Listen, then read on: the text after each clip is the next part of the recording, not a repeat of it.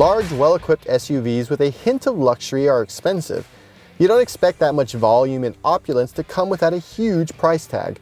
Plus, if you start adding some impressive tech to that vehicle, well, you're going to start shelling out about $50,000 just to start. Except that's no longer true, and that's thanks to Kia. Yeah, Kia. This beauty next to me is the Kia Telluride. This third-row SUV starts at $31,690, and it's Kia's largest vehicle ever.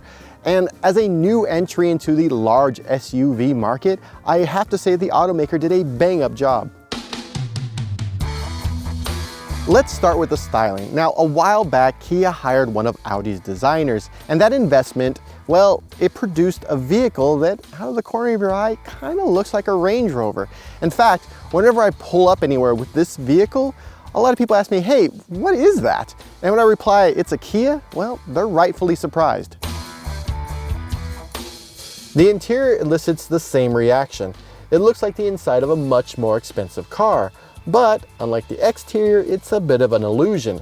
The design is great, but the materials don't feel quite as nice as they look. But I'll ask you this, how often after you've purchased a vehicle do you feel the materials that aren't connected to a control? Now, real wood is great, and this doesn't really feel like real wood. The seats though, they feel fabulous. They're comfortable, they're nice, both in the front and in the back. So if you need to go on a road trip with your friends or your family or your kids, you're not going to get a lot of complaints. Behind the wheel, Kia serves up the automaker's latest tech. The infotainment system is what we've come to expect from Kia, a no-nonsense system that has a smart layout, low latency, and supports CarPlay and Android Auto standard. It's not much to look at, but I do like the layout on the home screen of the 3 items, and it's customizable so you can have your navigation, you can have your media, you can have your phone or the weather or whatever. And it's just quick access to the 3 main things you want to use the most.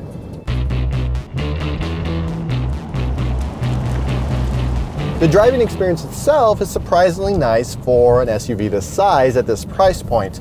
The 3.8-liter V6 engine's 291 horsepower and 262 foot-pounds of torque make short work of freeway merges. I didn't have any issues getting up to speed. Plus, the steering itself is actually pretty tight for a car this size. Now, it does have the expected body roll when you're going around corners in something this big. That's just physics. But my favorite driving feature on this car is the blind spot cameras. Now, let's say I want to get into the right lane. I put the right lane turn signal on, and my blind spot shows up in the center dash cluster. The little camera over there, it shows up right here. If I want to get in the left lane, the exact same thing. Now, I saw this technology on a Hyundai Sonata in Korea, and I really liked it there, and I especially like it here on the Telluride because this is a much bigger car with a much larger blind spot. So, safety. The driver's assistance features are almost as impressive. The adaptive cruise control tracks other vehicles well and is smooth to correct the speed during merges. The lane keep assist is fine on straight lines, but tight curves are beyond its capabilities. Plus, when driving, it tends to adjust your line around a turn a bit more aggressively than I like. It's less bossy than Tesla's autopilot, but it is keen to tell you where to go. The Telluride is also pretty vocal when you get to the edge of a lane. So if I sort of drift over here, you'll hear that noise. Now, that's great, but if you're the type of person who sort of hugs the line as you're going around corners, it can get kind of annoying. You can turn it off, or you can leave it on because, well, safety. Whether you're driving with people or gear, the vehicle has a ton of space and features that should make your pickiest passengers happy. For one thing, there's a proper power outlet here in the back seats, so if you have a laptop, charge away. Of course, now it has a 3rd row seat, but is it comfortable? Fortunately, it's actually pretty easy to get it back there. Climb in, pull the seat back. If the person in front of you has their seat all the way back, it can be a little tight. My knees are touching, but if you can talk them into moving their seat forward a little bit, it's actually not so bad. There is a little bit of a headroom issue if I put my head back, but I'm 6'3", anyone shorter than me shouldn't have too much of an issue. So if you're 6 foot tall or shorter, the 3rd row is not so bad back here. And also you get a USB charging port. In fact, every seat in this car gets a USB charging port, so your phones will be fine. With all the seats up, the back of the Telluride has 21 cubic feet of storage. Put all those seats down and that number jumps to 87. That matches the Ford Explorer and bests the Honda Pilot's 84 cubic feet. So yeah, you have a lot of room.